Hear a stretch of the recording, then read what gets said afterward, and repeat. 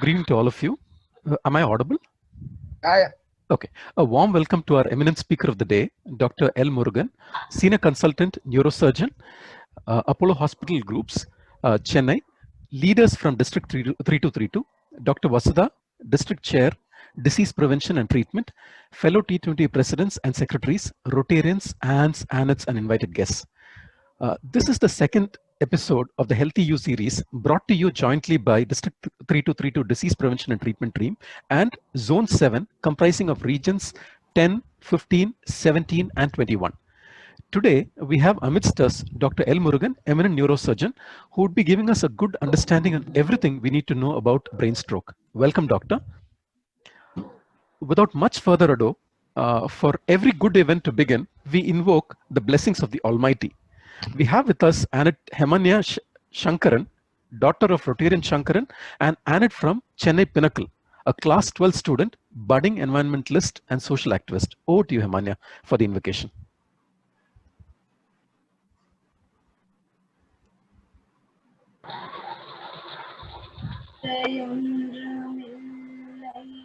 மறைமூர்த்தி கண்ணா குறையொன்றுமில்லை கண்ணா குறையொன்றுமில்லை கோவிந்தா குறையொன்றுமில்லை மறைமூர்த்தி கண்ணா குறையொன்றுமில்லை கண்ணா குறையொன்றுமில்லை கோவிந்தா கண்ணுக்கு தெரியாமல் நிற்கின்றாய் கண்ணா கண்ணுக்கு தெரியாமல் நின்றாலும் எனக்கு குறையொன்றுமில்லை மறைமூர்த்தி கண்ணா வேண்டியதை தந்திட வெங்கடேசன் என்றிருக்க வேண்டியது வேறில்லை மறைமூர்த்தி கண்ணா மணிவண்ணா மலையப்பா கோவிந்தா கோவிந்தா தீரையின் பின் நிற்கின்றாய் கண்ணா கண்ணா தீரையின் பின் நிற்கின்றாய் கண்ணா உன்னை மறையோதும் ஞானியில் மட்டுமே காண்பாய் தீரையின் பின் நிற்கின்றாய் கண்ணா உன்னை மறையோதும் ஞானியில் மட்டுமே காண்பாய் என்றாலும் குறையொன்றும் எனக்கில்லை கண்ணா என்றாலும் குறையொன்றும் எனக்கில்லை கண்ணா குன்றின் மேல் கல்லாகி நிற்கின்ற வரதா குன்றின் மேல் கல்லாகி நிற்கின்ற வரதா குறையொன்றுமில்லை மறைமூர்த்தி கண்ணா குறையொன்றுமில்லை மறைமூர்த்தி கண்ணா மணிவண்ணா Malayappa Govinda Govinda Govinda Govinda Govinda Govinda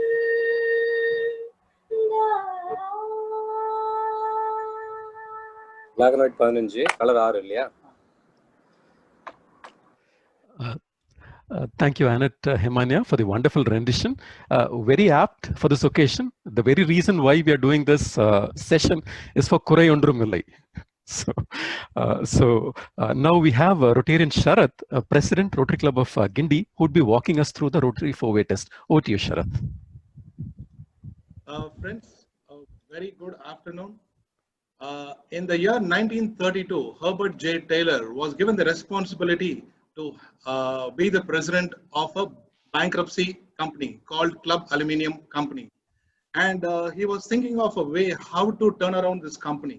Over a period of so many months, he was thinking, and finally, he coined the 24-word sentence, which is the golden truth of ethics for all Rotarians all over the world today. And in the year 1943, Rotary International adopted it. So this is a 4-way test for you guys. The 4-way test of the things we think, say, or do. Is it the truth? Is it fair to all concerned? Will it build goodwill and better friendships? Will it be beneficial to all concerned? The 4-way test has been translated into more than 100 languages and published in more than 1,000 ways. Thank you. Thank you, Rotarian Sharath. That was innovative. Dr. Vasudha, District Chair, Disease Prevention and Treatment. The stage is all yours to invite the gathering. Over to you, ma'am. Thank you very much, Reggie. Good evening to everyone. I was extremely ecstatic when these 4 regions, the group, wanted to do this 3 or 4-part episode of Positive Health and on non-communicable diseases. I just want to give a little background. RI directors Kamal Sanghvi and Dr. Bharat Pandya started a new initiative this year called Project Positive Health, Stop NCD. And for our zone, India, Sri Lanka, Nepal are one zone. The reason being is India is facing an NCD, non-communicable diseases is NCD epidemic, responsible for 60% of premature deaths. Premature deaths means from the ages of, between the ages of 35 and 65. Amongst this, the highest, 60% of that has to do with heart diseases and stroke, because these two have some common etiological or the reasons that cause the disease. And Indians are genetically and culturally very prone to developing NCDs and premature deaths because of improper lifestyle, food habits, high calorie rich food, rich in salt, oil and sugar.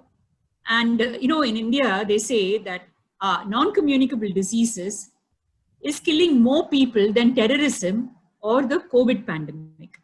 The 4 common NCDs which we will be seeing, which are the 4 commonest and we will be seeing in this series, is we've already done with heart disease and heart attacks. Now it is all about strokes, and we'll be addressing diabetes and chronic kidney diseases. The other 2, which will also be which also form a very major part of NCDs, are lung diseases, chronic lung diseases, non-communicable like chronic bronchitis and emphysema, as well as cancers. These are 2 huge topics which have their own importance when we have to talk about them. I won't keep you away from the speaker. I will stop now, and I give the floor back to Reggie. Thank you, Dr. Vasudha, for giving us the background on why we are doing this series and the benefits of it. Over to you, Rotarian Ravi Shankar, President, RC Madras Bay City, who would be introducing our eminent speaker. Over to you, Ravi Shankar. Thank you, Reggie. It's my pleasure to introduce our speaker of the day, Dr. L. Murugan, who is a senior consultant neurosurgeon for Apollo Hospitals Group, Chennai. Born into an illustrious family of doctors, his dad incidentally was a neurosurgeon too. He did his schooling from MCC, Chennai, and went to do his MBBS at MCH Neurosurgery from the prestigious Madras Medical College, Chennai. By the way, the neurosurgery department at MMC and Rajiv Gandhi Government General Hospital is the 2nd oldest in the country. He worked as a full-time neurosurgery consultant at CMC Vellore, which was the first neurosurgical unit in India. From 2003 until now, he has been with the Apollo Hospitals Group as full-time senior consultant neurosurgeon and shuttles between Nandanam, Greaves Road, Thandiarpet and Children's Hospital of Greaves Road. Also, he is available 24/7 for emergency call duties for all those critical illness. He is a member of Neurological Society of India, Spinal Cord Society of India and Indian Medical Association. On the family front, he has 2 sons and his wife is a homemaker. The stage is yours, doctor. We welcome you. We are ready to listen to your speech, doctor. Welcome, doctor. Good evening, everyone, and thanks for the nice introduction. Thanks, Vasudha, and every one of you for this opportunity to interact with all of you. Konchu mic pakatla Murugan, please. Yeah. Just a few things on that intro. At the moment, I'm practicing only at Apollo Hospital, Thenambat. I don't visit the other hospitals. The second thing was about the Madras Medical College neurosurgery being the second oldest department. Yes, it's second oldest, but the first oldest is only a few months before that. So we were pretty close. Tamil Nadu had the first and the second department, and the second department came just a few months after the first one. Third one, my grandfather is also a doctor. He's 101 now, and he was practicing till last year. And he stopped practicing only because the Clinical Establishment Act wouldn't allow him to enter the number as 100 years in the computerized format. They could enter only till 99. So he had to stop because of that. Okay, a great-grandfather was also a doctor, but runs the family, I guess. But the children don't want to be doctors. So can I share the screen now? Yes. Is that visible? Yeah. Okay, let me go to play now. Are you okay now? Yes, yes. Okay, just give me a minute. Let me bring this down. Okay, so today I'm going to be talking to you about stroke. Over the course of this talk, you will be learning about what it is, what are the types of stroke, how common it is, what are the symptoms that you can look for at home or wherever you are to diagnose a stroke as the preliminary measure, what first aid you can give, how the doctors, neurologists, and neurosurgeons diagnose a stroke, how they treat it, what is the recovery course, what are the causes, and what you can do to prevent it. You will see the slide number everywhere, and in case you have any doubt on any particular slide, please note down the slide number and we can clarify that particular slide if you want. In some of the slides, the pictures may obscure it. Just let me know the next.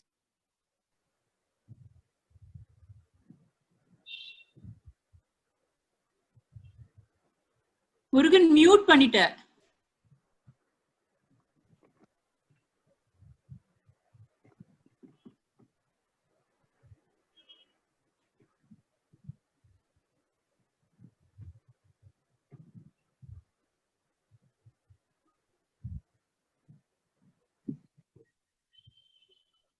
Doctor, you're on mute.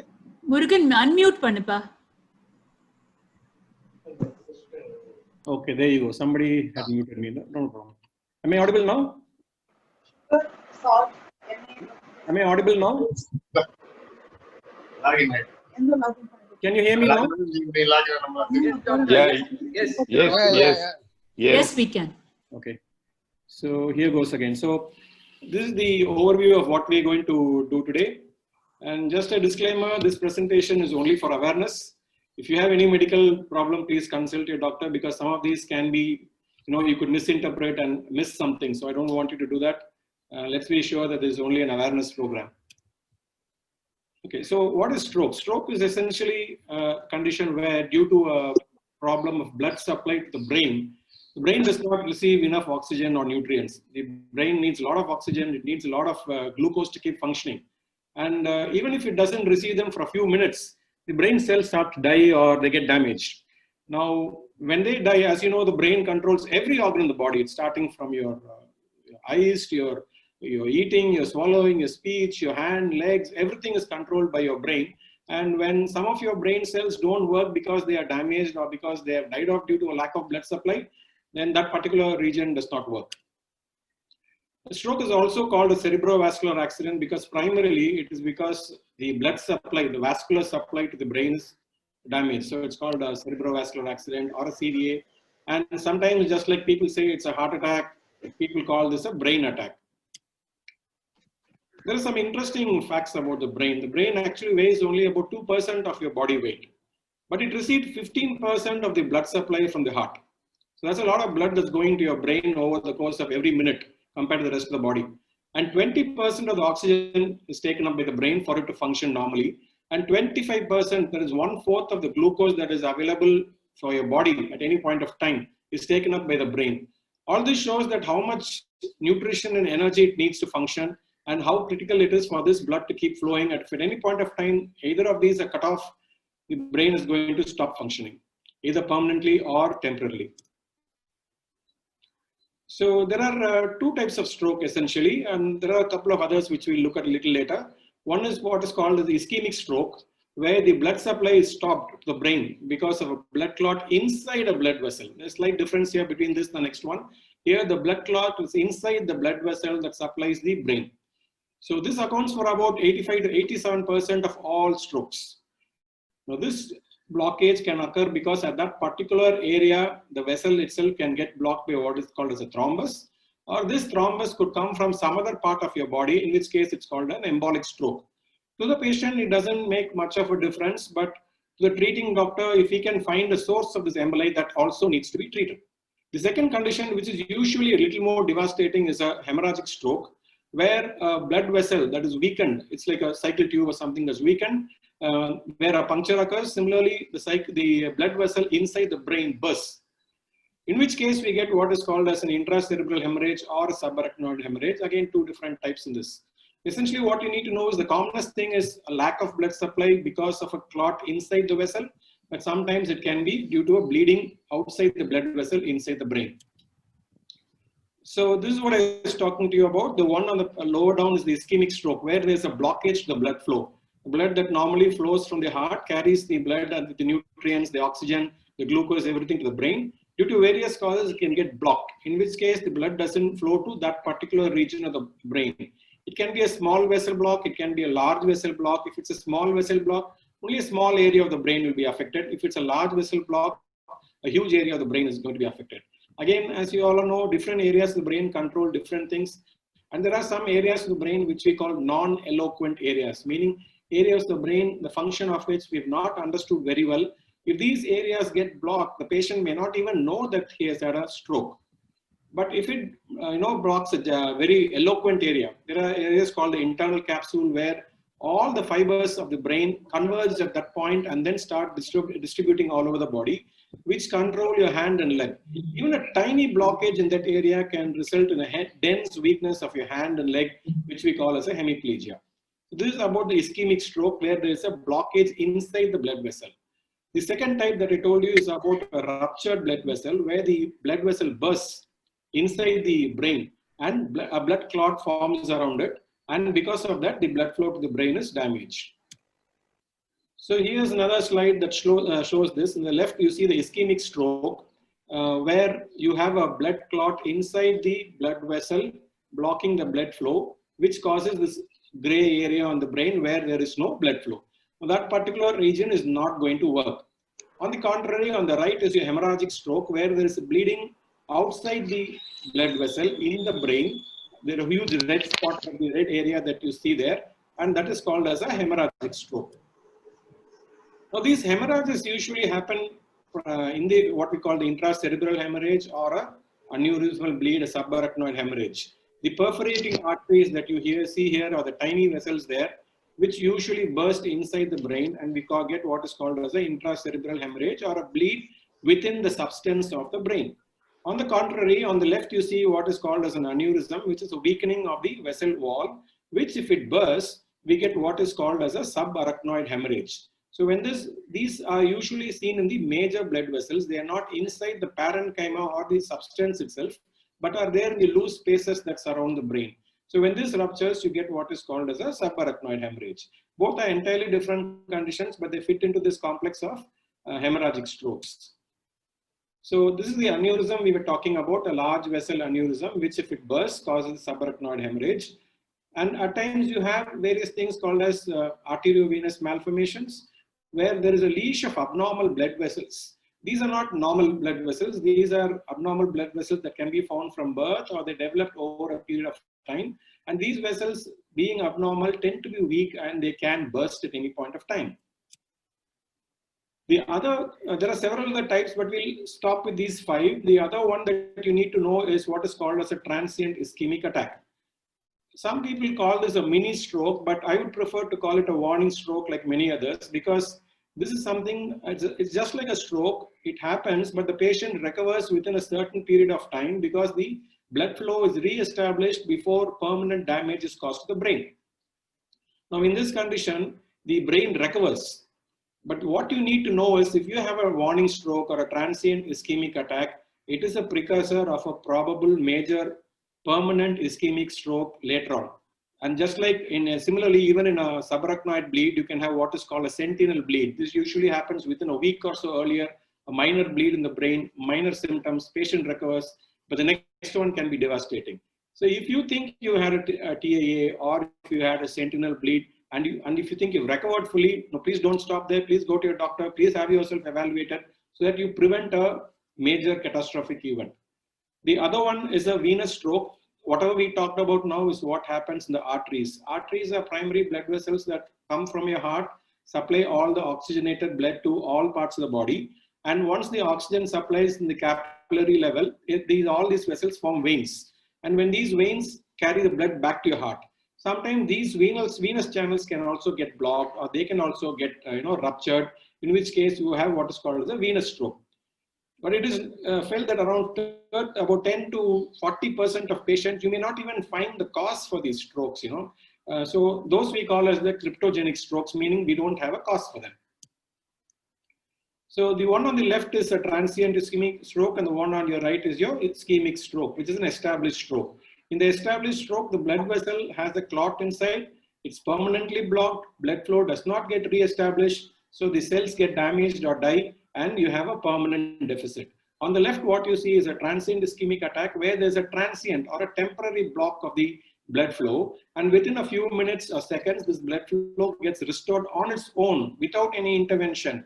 And the brain has sufficient time to recover, and the neurological deficits or the weakness or whatever problem you have recovers. So this is what is called as a transient ischemic attack, which is essentially a warning stroke usually before or a precursor to a major stroke. Okay, if you want to look at the incidence or how common it is, in 2015, it was estimated that there are about 4 crore people who had previously had a stroke and they were still alive. That's a huge number. And you must remember, just like any statistic, be it COVID-19 or anything, these are numbers that are known. We don't know how many people are still affected and whether they have all been reported. This is the minimum established number that people could say that are affected. It's quite possible there are quite a few other people also who don't come into this number. And in the same year, it was felt that there were 3 million deaths from ischemic stroke and 3.3 million deaths resulted from hemorrhagic stroke.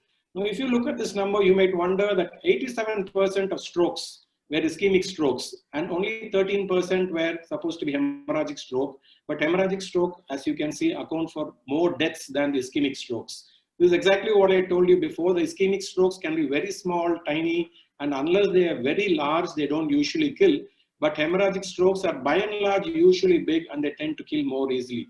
So technically speaking, a hemorrhagic stroke is probably more dangerous than having an ischemic stroke. And about half of the people who have had a stroke live less than a year.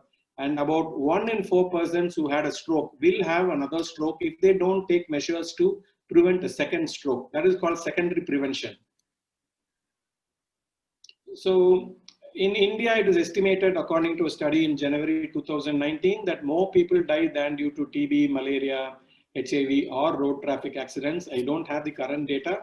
The lifetime risk is estimated to be 1 in 6, meaning 1 in 6 people can have a stroke. The annual incidence also is supposed to be increasing. Again, we don't know whether it's because of increasing reporting or whether it is because of more lifestyle diseases causing this. So how do you recognize a stroke? A general person, a lay person, how do they recognize? We use the mnemonic or abbreviation or whatever you want to call it, the FAST. The FAST, the F stands for a facial droop, A stands for an arm weakness, speech stands for a speech difficulty, and T stands for time to call the emergency services. So you may see a person having one side of the face not moving as much as the other person. You can ask them to smile or close their eye, and you will find that the one side of the face is not moving, which is an indication that the person is developing a stroke. The arm of the person is the other thing you can see. You can ask them to lift up their arms. If one arm is they're not able to lift or tends to drift away or has some weakness or numbness, that is the other reason for you to recognize it as a stroke. The person may not be able to speak, or they may be having a slurred or a garbled speech, or they may not be able to understand what you're saying. All these can be indications of a stroke. And when you see any of these things, it's time to call the emergency service. There's nothing to wait. You'd rather get to a hospital quickly and get yourself evaluated than delay it. So here's a pictorial representation of that. If you see the face, on one side the face is drooping. That is what we call as a drooping face sign. Sometimes it can be something as simple as a Bell's palsy, where only the nerve that supplies that portion of the brain is affected. The treatment of which is totally different, much simpler, and it recovers fully. But it could be part of the bigger stroke. So that's why we are a little concerned whenever you see a facial drooping. The arm, like I said, they're not able to lift it, speech, and you call the emergency services. But that's not all the list. This is only for the layperson to recognize quickly whether it's a stroke or not. You could have a host of other things since the brain controls a lot of regions of your body. The weakness can be in your legs. You could have numbness or a tingling sensation. Your vision could be affected. You could develop dizziness. You can have difficulty in understanding what others say. You could have difficulty in balance, meaning walking. You could have difficulty in coordination, meaning picking up things and all that. There could be difficulty in swallowing. Your bladder bowel control may go. The more worrying things, the last two, patient having a severe headache or a vomiting, which is an indicator of an intracerebral hemorrhage, the more dangerous type of stroke we call, or it could be just a confusion or a drowsiness. Patients can even become unconscious. Having said this, all of this can be due to various other causes apart from a stroke. But like I said, it's always imperative that you get evaluated, especially if they occur suddenly without, without any warning. So what do you do when you see a person who you think is having a stroke? You call for the emergency immediately, or you shift to a hospital, and you ensure the surroundings of the patient are safe, because oftentimes patients get injured when the surroundings are not kept safe from them. You loosen up any tight clothing such as buttons or shirts or collars. If they're cold, use a blanket. The most important thing, especially if they're drowsy or unresponsive, is to check whether their airway is clear. If they are unconscious, you have to move them into what we call a recovery position. I'll just show you a picture of that, and you have to monitor how they are breathing. Now, this is what we call the recovery position. The primary aim of that is to prevent any vomiting or any of the blood or any of the saliva or whatever that is pooling into the patient's mouth from going into his lungs and choking the person. Technically, what is drowning? Drowning is some fluid entering into your lungs, and that's called drowning. So a person can choke and drown even when he's on the ground, even when he's not on a swimming pool. So you want to keep the patient on the side so that no fluid or saliva or vomitus or anything goes into his lungs. So by keeping in this position with the mouth pointed downwards, one hand under the head, whatever is accumulating in the mouth is going to come out. The leg is kept in this position so that the stomach is not compressed. If the stomach gets pressed, again, whatever contents is there can come out easily. And in this position, if at all patient has just eaten before he has a stroke, the chances of anything coming out are much lesser. So this recovery position, if you find anybody unconscious but still breathing well, and if I can find a good pulse, this is a good position to keep any patient in. There are no signs of breathing, then you have to start a cardiopulmonary resuscitation. In many countries, it's essential that everybody knows CPR. I'm not sure whether it's mandatory here, but if you know it, it's about time to start this at this point. So when you reach the hospital, what does the doctor do? The doctor does a clinical examination. They have the several scoring systems to find out whether the patient has had a stroke or not. And depending on that, various investigations are available. CT scan, an MRI, or an MR angiogram of the brain. We can do perfusion studies, which mean how the blood is flowing in the functional study, or you can have an angiogram of the brain, which is putting dye directly into a major blood vessel. Now, this set of investigations helps the doctor diagnose whether there is a stroke or not. The next set of investigations would be an ECG, echo, Holter, carotid Doppler, vertebral Doppler, and blood test. These are to find out the cause for the stroke. If a patient has a blocked blood vessel, the echo or the Doppler may show some other source for this block. Now, this is how a CT scan of the brain would look like when a patient has what we call as an ischemic stroke. The large black area that you see on the left side of your screen is what is called as an infarct or an ischemic area of the brain, which has not received blood supply. The cells have been damaged or even dead, and they are not functioning.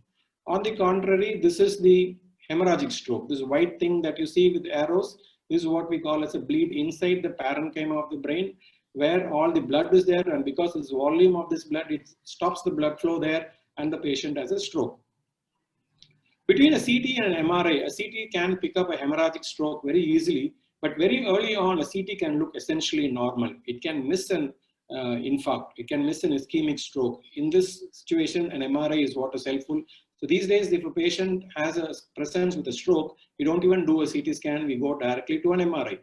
On the right of your screen, if you see there is a dense white area on the right side, that is a patient having the ischemic stroke, whereas the CT scan on the left, the same patient looks exactly normal. Okay. Now, today this is a very cliched statement, time is money, time is heart, time is brain, but believe me, time for the brain is much more critical than the heart probably, because in a heart, you probably have a little more time, unless it's a very major heart attack, you probably have a little more time. In brain, you have less than about 3.5 hours if it's an ischemic stroke for you to, do any intervention or treatment. Beyond that, there are some indications to go up to 4.5 hours, but they're very selective. And after that time, many of the medicines to recover the function of the brain cannot even be given, and even some of the procedures cannot be done. So the treatment essentially in those days used to be blood thinning medicines for ischemic stroke, which essentially means that the blood clotting, further clotting of blood is prevented. This is done with antiplatelets and anticoagulants. This is more a prevention of a second stroke and reducing the damage of the first one. But nowadays we have medicines that can dissolve the blood clot itself, the first blood clot itself, the clot buster medicines, which can be given either as an IV injection or by an endovascular procedure, which I'll just show to you sometime from now. It can be injected very near the clot. The clot buster medicine, instead of being injected in your vein and going all over the body, goes directly to where the clot is, and it works there and dissolves the clot. In a little more advanced center, they would be even able to do what we call a thrombectomy, angioplasty, or place stents, which essentially mean the block can be physically removed and the blocked vessel can be dilated with a stent, just like they do for a heart. The aim of all these medicines is to recover this area of the brain surrounding the core damage area, which is called the penumbra, which is still not fully affected, but is salvageable by establishing the blood flow again. The core area may or may not recover, but the penumbra can definitely recover with your treatment. So just like what you would have seen for heart procedures, as a catheter is inserted either in the thigh or in the wrist. It is taken all the way up to the blood vessels inside the brain to do these procedures. For example, a clot can be physically removed by using one of these procedures that we call as a thrombectomy.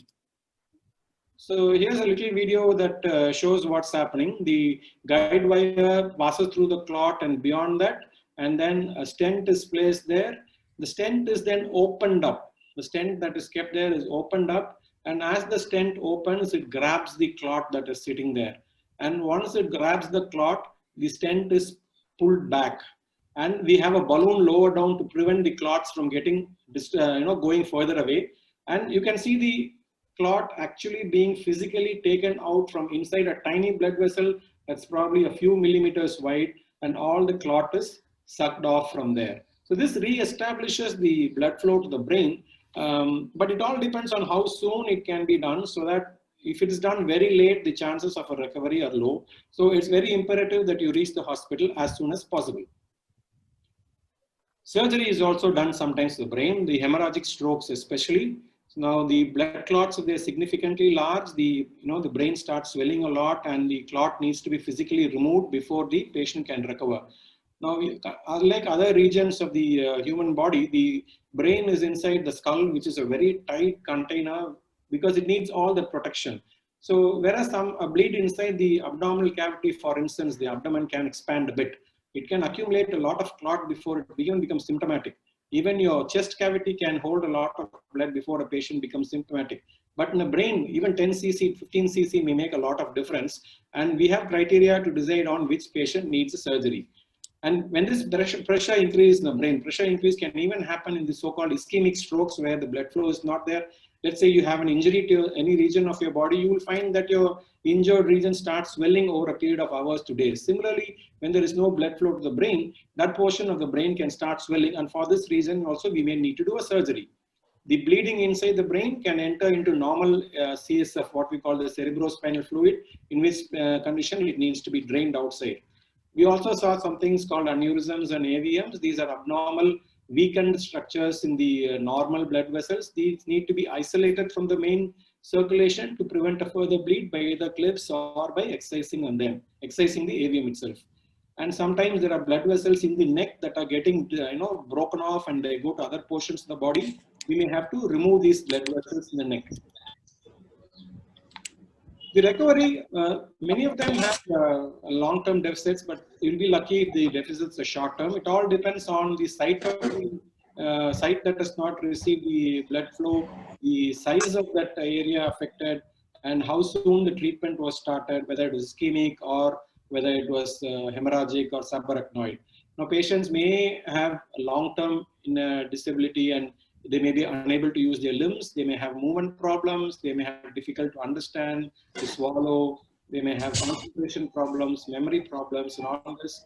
You need intense physiotherapy for the limbs for this. You need speech therapy for people who are not able to speak or to understand.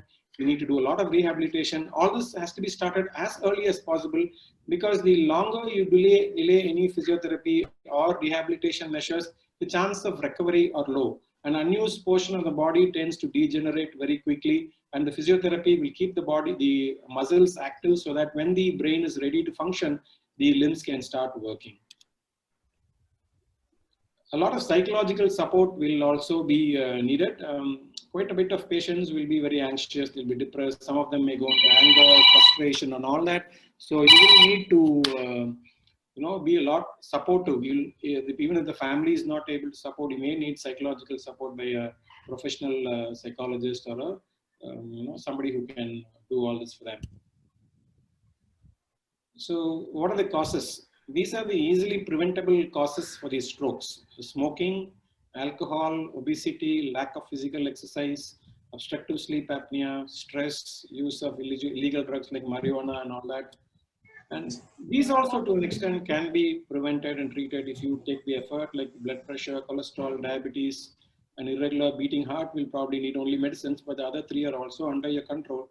And there are some causes that are totally out of your control, like if you have an aneurysm or an AVM, or you have a vasculitis or a hematological problem, genetic problem. These are not under your control. If you find them before it causes an abnormality or a stroke, you could get them treated. So obviously, prevention is easier than cure, and no smoking, no alcohol, healthy diet, regular exercise, reducing stress, making lifestyle changes, and diligently following whatever medicines are given to you. Blood thinners, if they're given, you need to take them. You can't afford to miss even a single dose. Heart rhythm medicines to lower your blood sugar or your blood pressure, and your cholesterol levels. So I think we just run through all this, what it is, the types, how common it is, and all this. Before I conclude, I just want to say neurosurgeons treat a lot of other things. We treat congenital problems. Patients can be born with birth defects where a part of the spinal cord or brain can be, partly outside. These need to be repaired within 24 hours. So we operate them, however small they are, unless they are really underweight in a 24-hour period. There are developmental problems where a patient has a small lesion in the spinal cord or something which may be present from childhood, but from birth, but presents much later. Trauma, obviously, any injury to the brain or spine, neurosurgeons routinely treat this. Degenerative diseases, for example, a cervical disc or a lumbar disc, cervical spondylosis, lumbar spondylosis, all this we take care. Neoplastic means any tumor in the brain or in the spinal cord, these we operate. Inflammatory, infective, sometimes people have a TB in the brain. These may need surgery. They may have cysticercus infections in the brain. Vascular, just like the aneurysm and AVM, we saw all that. And the last one is the functional. This is something that's coming up in the last couple of decades, where many of the diseases that have, neurological diseases that have been treated only with medicines, do have a surgical role now. Things like Parkinsonism, things like movement disorders, all of them can be treated with neurosurgical procedures also. So just a couple of common questions that I get routinely asked. People say, my patient's brain, spine, CT, MRI, everything is normal. Then why is the patient still not normal? Now you must understand that a CT or an MRI is only a image of the structural components of the brain, and it does not show the function. Yes, nowadays we do have things like functional MRI, perfusion studies, but these are not in the realm where we do it every day routinely. So a patient can have a normal CT scan or an MRI of the brain and still be unconscious or have deficits. So one of the questions that we get asked is, in the olden days, we never had such expensive tests or treatment. How did people live long ever even then? I'll leave that as a small homework for you. Just go and look at what was the average life expectancy in India at the time of independence and what it is now. And all this increase in life expectancy was achieved only with hygiene, vaccinations, tests, investigations for problems, and with medicines. So just to remind you, this is only for an awareness. If you have any of these problems, please contact your doctor immediately and don't rely on everything that has been said here. Thank you for this opportunity.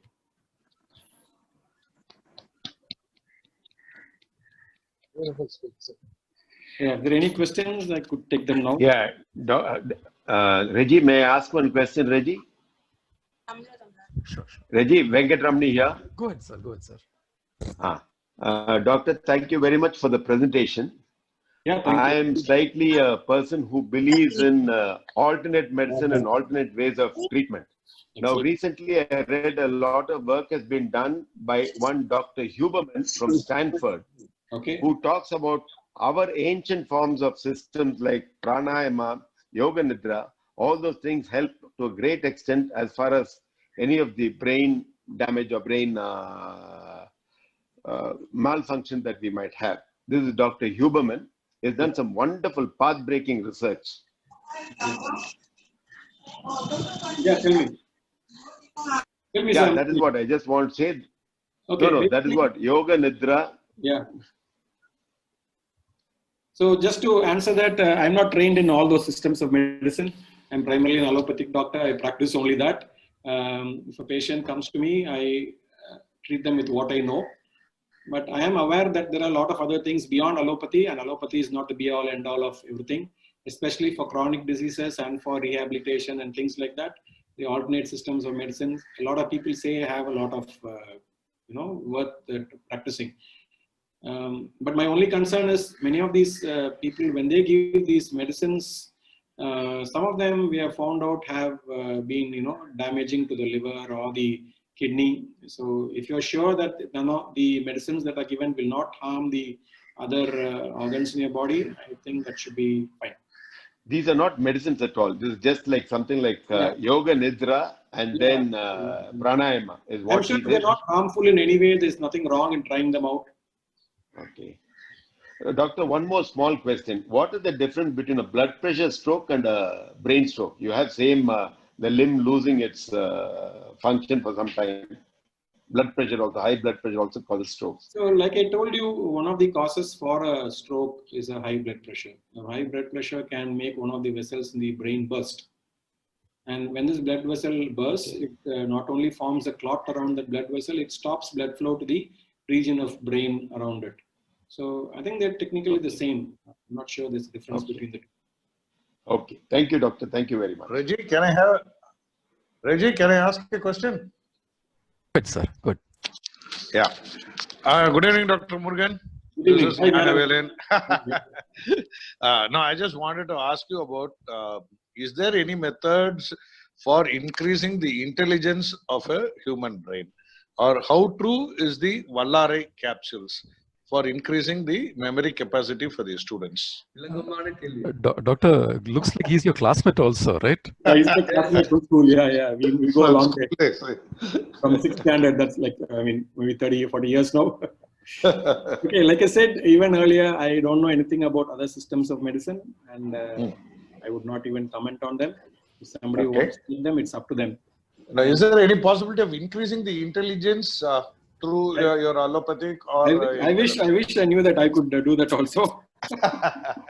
But having said that, yes, it is generally said that the more active you are, the more the intelligence increases. It's just like people compare it with the muscles of your body. If you exercise them, keep them fit, they say your muscles become bigger. They are bigger. Yeah.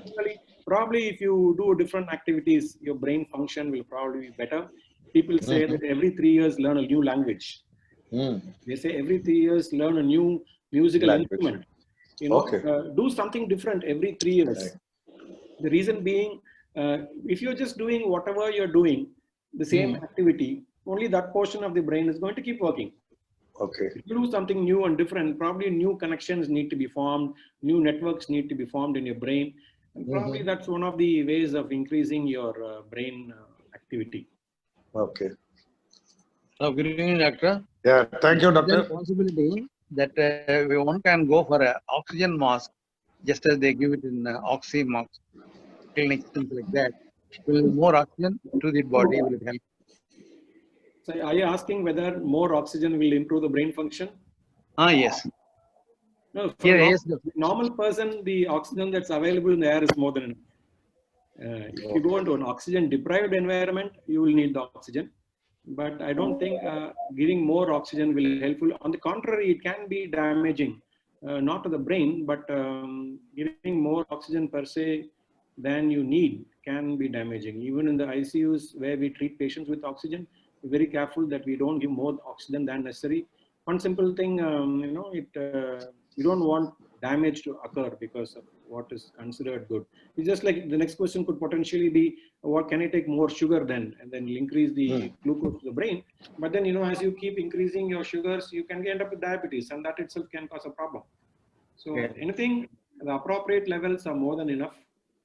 Giving more of them, even vitamins, for instance, if there are what we call water soluble vitamins, which if you take, they would probably be washed off in your urine. But if you take what is called as fat soluble urines, like vitamin A, D, E, and K, they could get accumulated in the body and they could be counterproductive. So you wouldn't want to give more than what is necessary. Thank you. Doctor, I have a question.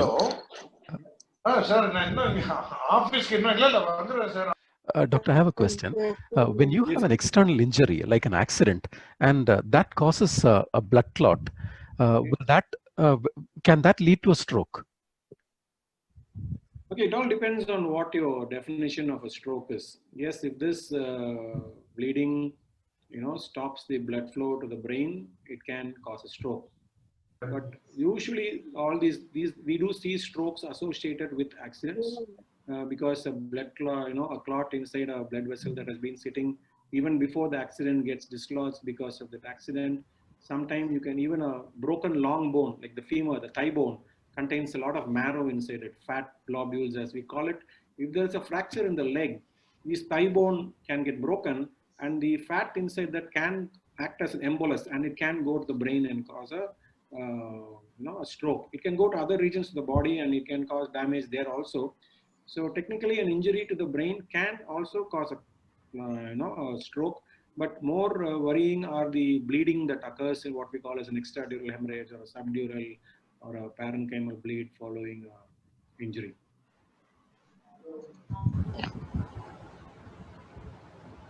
Does that answer your question? Yeah, definitely, doctor. Yeah, Thank you. Thanks. I have one question, sir.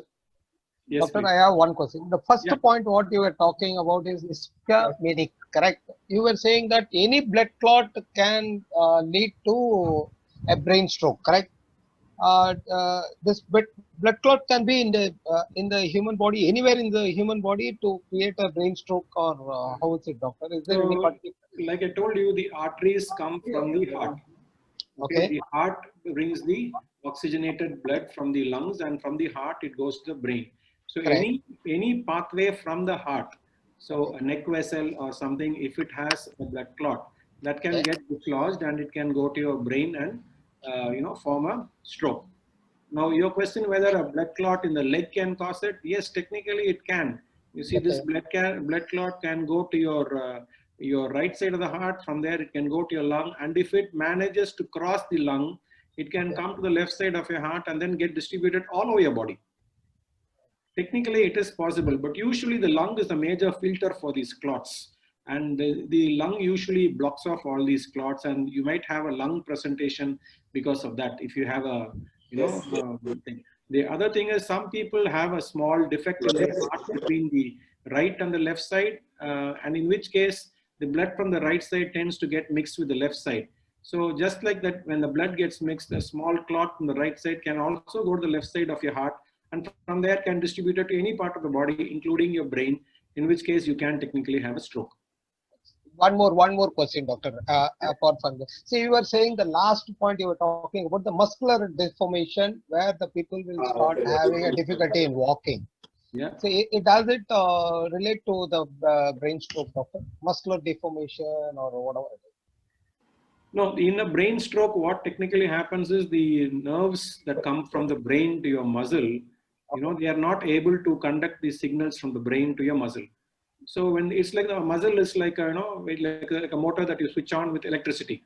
Now, when the electricity does not come to your muscle, the motor doesn't work, the muscle does not work. If you leave it unused for a long time, you would have seen patients, having a fracture and then they have a cast around their hand. Those days they used to have these casts for months together, 2 months, 3 months. When these casts are taken off, the muscles would have been very much thinned out because they've not been used. Now these muscles can be so much thinned out that a person has to relearn how to use those muscles. Similarly, if the brain is not being triggering the muscular activity for a long period of time, the muscles can tend to atrophy. They can, because of disuse.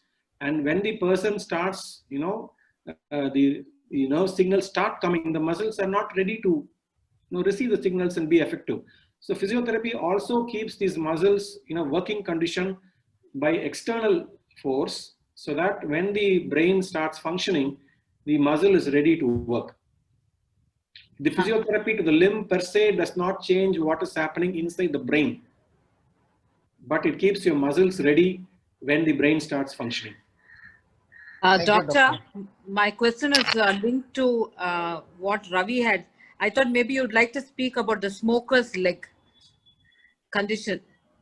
No, I'm not going to talk about leg. That's a different area altogether. We leave it to the vascular surgeon or somebody to talk about that. Okay, because even there, the clot again can create larger issues. That is why. Yeah, but that's a different specialty altogether. That's vascular surgeon's territory. I wouldn't want to speak on that now. Although I can tell a lot of things, this is not the right topic to discuss now. Doctor, I have a question. Yeah. So these autoimmune diseases, if they progresses further, can it lead to strokes like ADP and other autoimmune disorders? Yeah, a lot of autoimmune diseases. See, these are even your vasculitis that I mentioned about. Many of these are autoimmune, and yeah, they can cause. There are medicines now to control some of them. Autoimmune is one of the smaller causes. Smaller meaning it's not a very common cause that we see, but yes, they do happen. Doctor, I have one general question. Yeah. Is there? I have one general question, Doctor. This is Ravi Shankar. Yeah. Again, Yeah. is there any age that a person has to come voluntarily and take a scan, whatever the scans you were saying, like MRI, MRE, MRB, you were just giving us a lot of scans.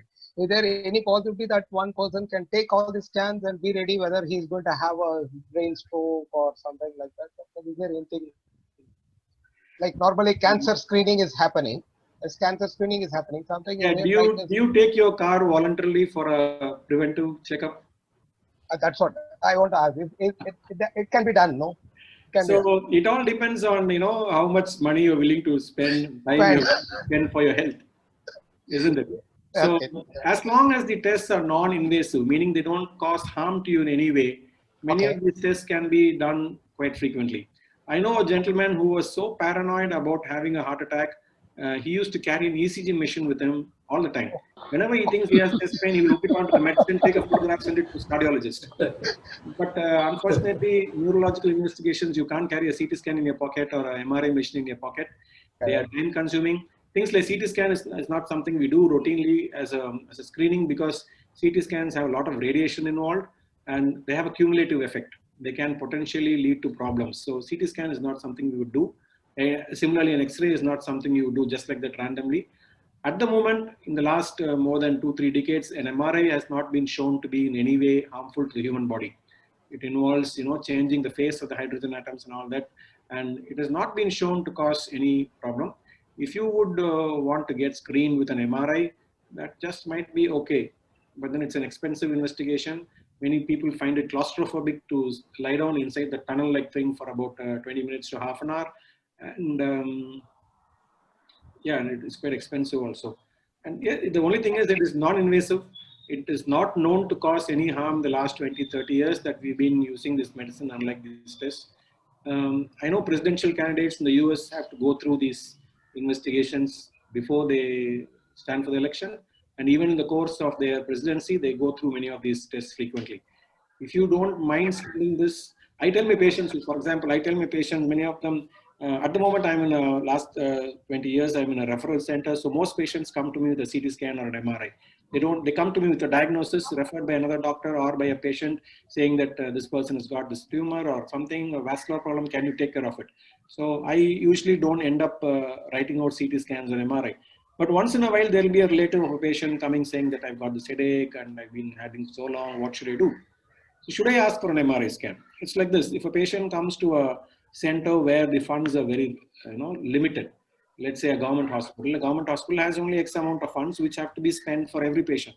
They can't be doing an MRI for every patient who walks in with neurological problem. They need to do an examination, find out which patient is potential to have based on the neurological symptoms, whether to do an MRI or not. But if you go to a tertiary care center where the patient says that I don't want even 1% chance of something to be missed, yes, no option but to ask for tests. And when I get a patient like this, I tell them, see, your clinical examination is absolutely normal. The history that you given does not fit in with any tumor. If I do an MRI, 99% that MRI is going to be normal. And if it is normal, please don't tell that the doctor has wasted my money and my time. You have to feel happy that your test has been normal, so I can be free of the problem. Now, a lot of people, when they come with this headaches and neck pain and back pain, when they're very worried, all of this have an element of psychosomatic overlay. If you think you might potentially have a problem in your brain, you keep thinking about it, and that itself can cause a stress headache, a tension headache. So if you do an MRI and then show them everything is normal, many of these people are, oh, that's very nice, doctor, my headache is gone. How did it go? It's all to an extent psychosomatic. Many of these, even ulcers, for instance, So whether to do a screening MRI, if you have the time, if you have the money, and if you're not going to curse your doctor for having ordered the test, please go ahead with it. Thank you. Good evening, doctor. This is Ramaswaraman. I have a question. Yes. This is my personal. I have C3, C4 disc collapse, and I have nerve compression. I was working as a loco pilot driving trains. They said you cannot be fit unless you get operated. I said I am not ready to go for any surgery. I am physically okay.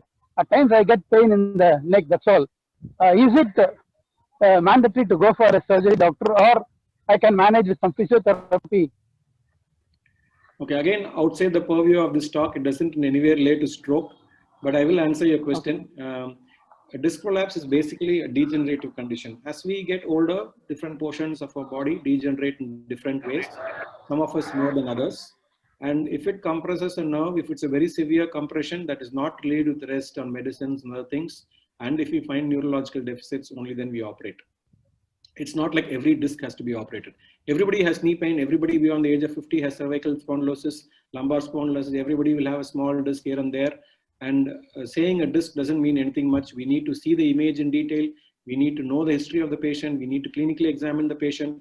We have to put all this together, see what the patient expects out of it.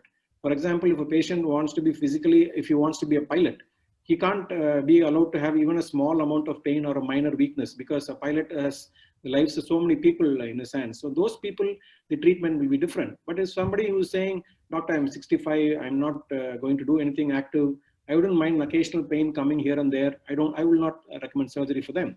This is totally different from a tumor. Okay, this is a degenerative aging process which is causing a problem. A tumor, on the other hand, especially a malignant one, is something that grows and will cause harm.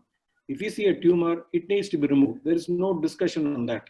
In fact, it's very easy for a doctor to counsel a patient, although the problem is bigger than a degenerative problem, to counsel a patient that he needs to go undergo surgery than to counsel for a degenerative problem, because the doctor has to see what the patient is expecting out of the treatment.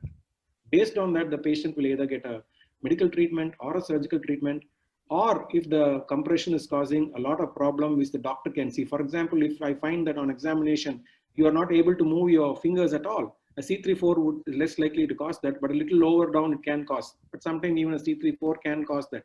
If I find that you're not able to move your hands or legs at all, in that case, I might advise a surgery. But about 95% of people with all the degenerative diseases need only rest, physiotherapy, and some supportive medications. Doctor, there is thank you, doctor.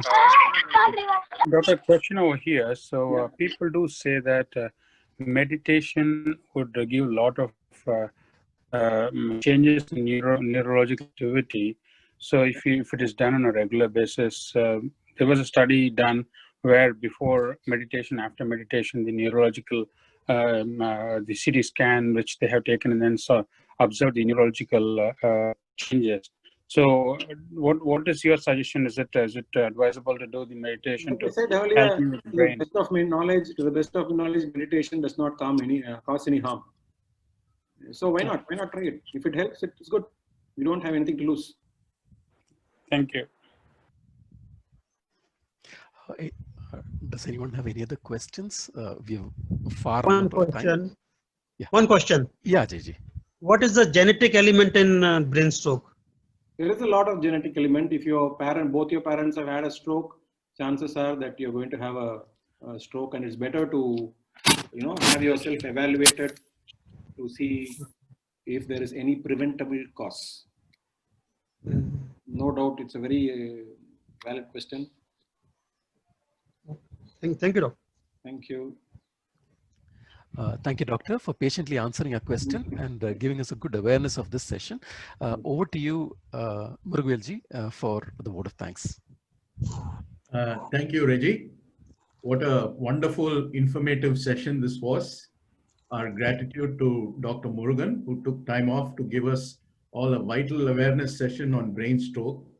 In these days of internet and WhatsApp messages, always good to hear directly from a medical expert in a field. We thank you sincerely once again, sir.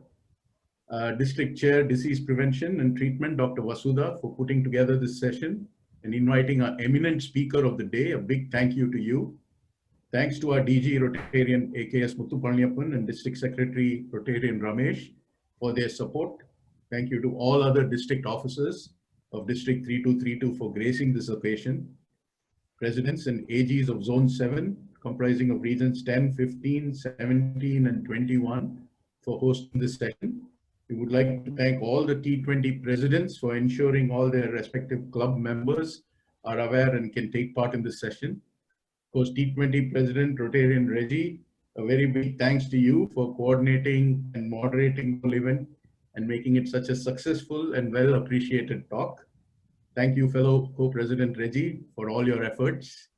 Special mention to Annette Hemania Shankaran for beautifully rendering the invocation, Rotarian Ravi Shankar for the introduction, and Rotarian Vidya for the IT and spotlight assistance. Co-president Jay Pandi for sparing us Zoom details, and AG Vidya for her guidance and support. Thank you to all our Rotarians, ANs and ANETs, invited guests who took part and benefited from this wonderful session. Thank you, Chief Guest Dr. Murugan again, and thank you all. Over to you, Reggie. Thank you, President Murugan Selvan. You've covered virtually everybody who supported in putting together this event. Really appreciate. Before we close the session, let's rise for the national anthem.